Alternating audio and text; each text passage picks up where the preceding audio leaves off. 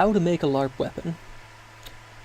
I'm going to be showing you how to make a safe, stylish, and effective weapon for LARP or live-action roleplay combat. It's going to be a technique for layered boffer weapons made from inexpensive materials, but even though we're working with the cheap stuff, the result is going to be a custom piece that will stand up for years. The first thing you're going to need to do is gather your materials and tools. You will need a craft or hobby knife, ideally both scissors and a knife, hacksaw for cutting cores, hot glue, a good roll of quality duct tape, I prefer 3M brand, plastic dip and a glove, optional, and of course your foams and core. You're going to need both open and closed cell foam, and I'll talk about cores in a bit. In my case, I'm using fiberglass marker poles and pipe insulation as well as a bed topper. What foam you use is very important. You're going to need both closed cell, which is firmer and airtight, and open cell, which is light, springy, and lets air right through, like the foam in a cushion. It's important that your foam not be too hard or too dense. Remember, we're not making a prop here, we're making something you're going to hit your friends with, so it needs to be safe. I typically use pipe insulation for my closed cell foam, available at hardware stores, and a mattress topper bought online for open cell. Now we need to select a core. Common LARP cores are PVC, fiberglass, and graphite. PVC is cheap, available at the hardware store, and easy to cut and handle. Use half-inch thicknesses for shorter weapons and 3/4 for longer ones. It's also heavy and thick, which makes all of your weapons hard to swing and huge. Graphite is expensive, but easy to handle, nice and thin, and can support long-length weapons without making the weapon too flexible. Fiberglass acts a lot like graphite for one-handed weapons, is cheap and available, but a pain to work with. I use fluorescent marker poles. Unfortunately, they're too long to be safe. When cutting fiberglass, wear eye, lung, and hand protection, tape the area to be cut, and then cut right through that tape.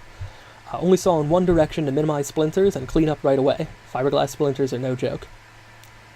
Now that you've selected core, select a length. Most LARPs use similar sizes, but always check their rulebooks. Usually small weapons are about 12 to 18 inches, medium are 18 to somewhere around 40, two-handers are bigger than that, and anything over 5 feet is considered a polearm. Remember to leave room for 1.5 inches of padding on the hilt and 2 to 3 at the tip, lest you realize it's too late that the core is too long. Next up, the inner layer.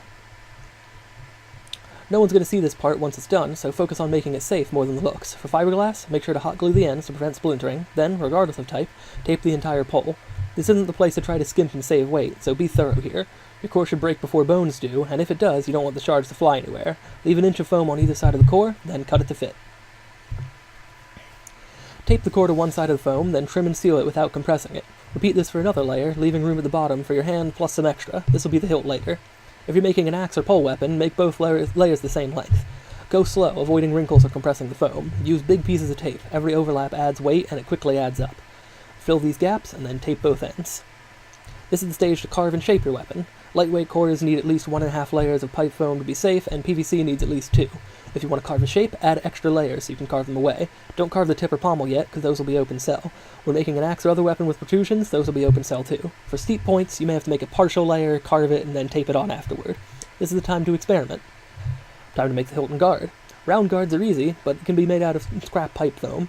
More complex guards are best made out of something stiffer, like those inch-thick floor mats or camping mats. Whatever you do for a guard, make sure it's not something that will catch on weapons, and avoid sharp points that might poke someone in the eye. LARP weapons usually look scaled up or exaggerated, so rounded points don't really look out of place. All guards should be coreless. Hammer and axe heads are made out of open cell foam, which is then securely attached to the hilt. This is where a sharp craft knife is really going to come in handy. You're going to use tape for the outer layer, then consider making the design simple or easy to coat. Avoid hooks or sharp points, as they're dangerous and often against the rules anyway. While not every weapon is designed for thrusting, nearly every LARP weapon should have a thrusting tip. This is a 2 to 3 inch long piece of open cell foam at the tip designed to compress. After you've shaped and attached your tip, make sure it has holes poked in it with a pin to allow the air to escape and the foam to deflate. If it takes too long to reinflate, enlarge the holes. Axes and hammers may require slits instead to allow enough air to escape when you hit someone with it. Open cell foam can be carved easily with a knife, but there are some techniques that make it less frustrating.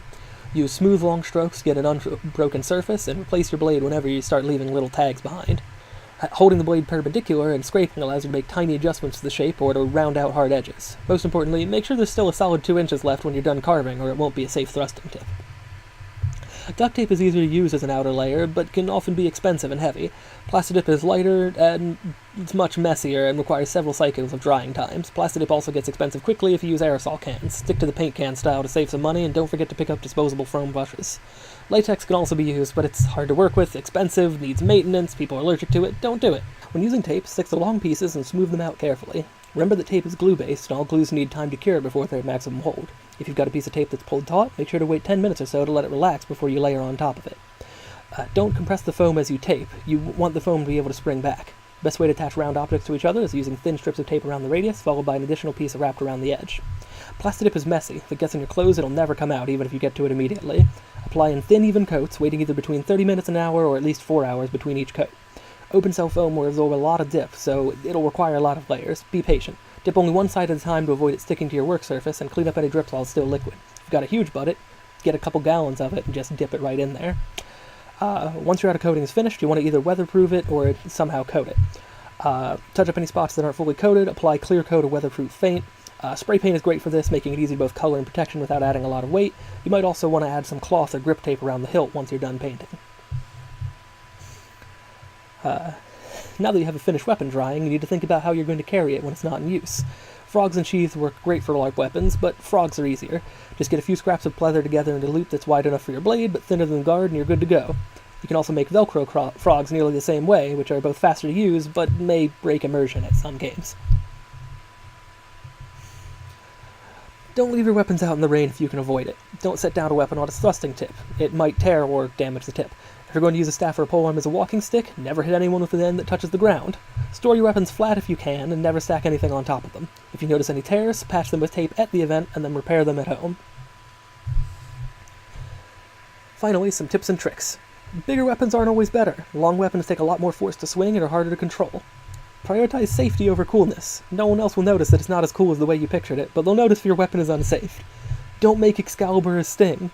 You can base your design on pop culture, but don't copy every detail. Make it unique. Have fun, and be safe.